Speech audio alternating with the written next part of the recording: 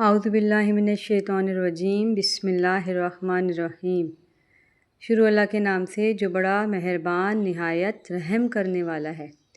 سورہ بقرہ کی آیت نمبر 86 سے آیت نمبر 90 میں اللہ تعالیٰ فرماتے ہیں، یہ وہ لوگ ہیں جنہوں نے آخرت کے بدلے دنیا کی زندگی خریدی، سنا تو ان سے عذاب ہی ہلکا کیا جائے گا اور نہ ان کو اور طرح کی مدد ملے گی۔ اور ہم نے موسیٰ کو کتاب عنایت کی اور ان کے پیچھے یک کے بعد دیگرے پیغمبر بھیجتے رہے، اور عیسیٰ ابن مریم کو کھلے نشانات بخشے اور جبرائیل سے ان کو مدد دی۔ تو جب کوئی پیغمبر تمہارے پاس ایسی باتیں لے کر آئے جن کو تمہارا جی نہیں چاہتا تھا تو تم سرکش ہو جاتے رہے، اور ایک گروہ انبیاء کو تو تم جھٹلاتے رہے اور ایک گروہ کو قتل کرتے رہے،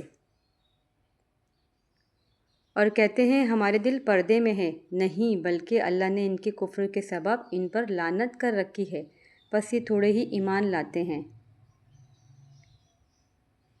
اور جب اللہ کے ہاتھ سے ان کے پاس کتاب آئی جو ان کی آسمانی کتاب کی تصدیق بھی کرتی ہے، اور وہ پہلے ہمیشہ کافروں پر فتح مانگا کرتے تھے، تو جس چیز کو وہ خوب پہچانتے تھے جب ان کے پاس آ پہنچی تو اس سے کافر ہو گئے، بس کافروں پر اللہ کی لعنت ہے۔